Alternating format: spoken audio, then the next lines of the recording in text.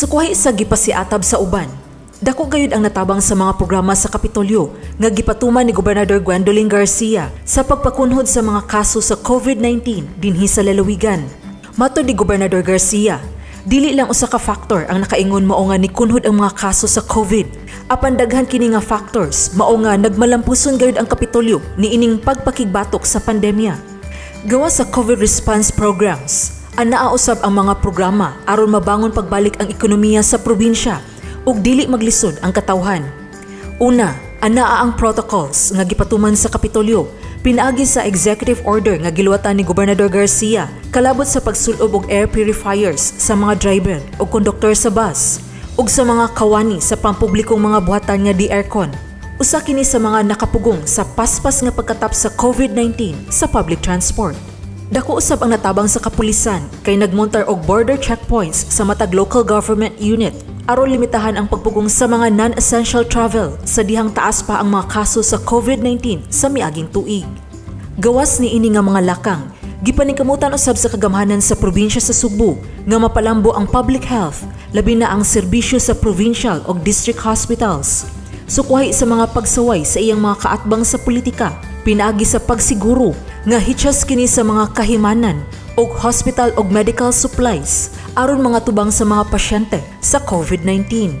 Ang Cebu Provincial Health Office nanghatag og dugang 380 ka oxygen tanks sa 16 ka mga ospital nga gidumala sa Kapitolyo og 285 ka oxygen tanks ngadto sa quarantine centers sa mga LGU. Apil sa gipanghatag ang 40 ka high-flow nasal cannula machines o 8 ka ventilators sa 16 ka mga ospital ug bag-ong hemodialysis center nga adunay napo ka mga makina sa Balamban Provincial Hospital. Namalit ang Kapitolyo og mga tambal nga makatabang pagtambal sa mga gipang COVID o gipang apod-apod kini sa mga ospital. Kini sama sa tocilizumab nga nihit og ni mahal, remdesivir og baricitinib ug ni apod-apod og room air purifiers sa matag LGU quarantine facility ug sa mga buhatan sa Kapitolyo. Gisubli ni Garcia pagpahinumdum nga gi-hire o gi-promote sa Kapitolyo ang 72 ka mga medical workers alang sa mga district hospitals, sama sa doktor, espesyalista, nurses ug hospital staff. Nang-hire usab ang Kapitolyo og usa ka doktor ug 2 ka nurse aides sa matag quarantine centers sa matag lungsod ug syudad. Ug gawas ni ini, gibansay ang barangay health workers kun BHWs sa traditional ug alternative health care.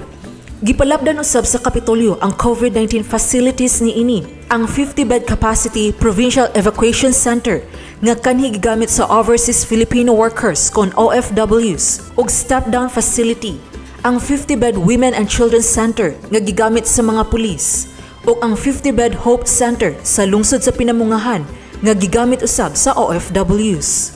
Gipalig-on usab sa Kapitolyo ang isolation ug transport system nga gipangbutang sa Mactan Cebu International Airport sukad niadtong Pebrero 2020. Higpit usab ang pagbantay sa lalawigan alang sa mga tawo nga musud sa mga pantalan sa probinsya.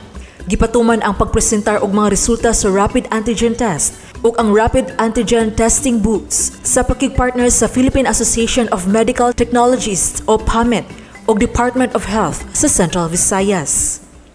You know, I do not need to belabor this point if you would have been following closely Sugbo News. I know that most of you already are aware of our COVID-19 response. But just for those who may not have been closely following, but this is more especially for those who know but pretend that they do not know. Because then the latter obviously has an agenda. By trying to present a falsehood, and if you keep on repeating it, was it Goebbels who said, a lie that is often repeated will soon be accepted as the truth?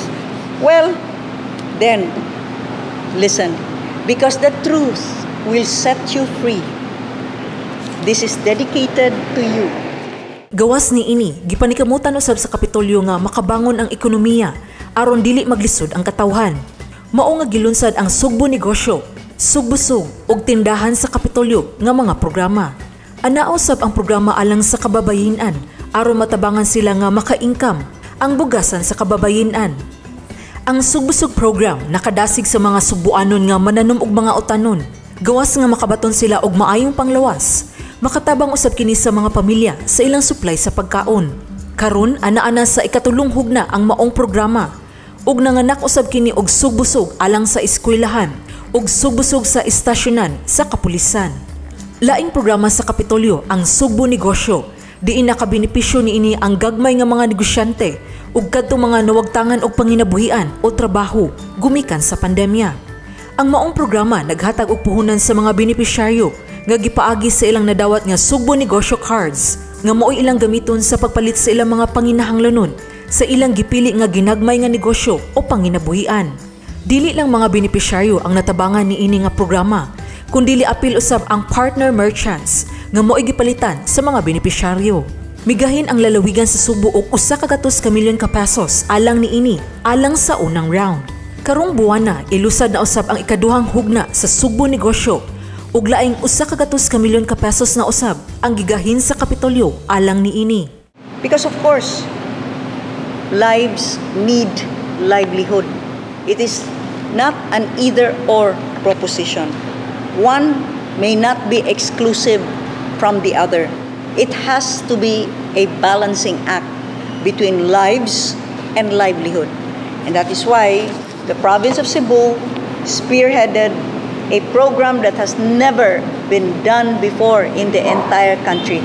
This is the Sugbo Negosyo.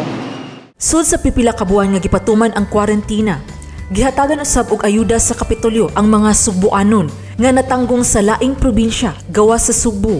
Gilusad ang Stranded Cebuanos Assistance Center.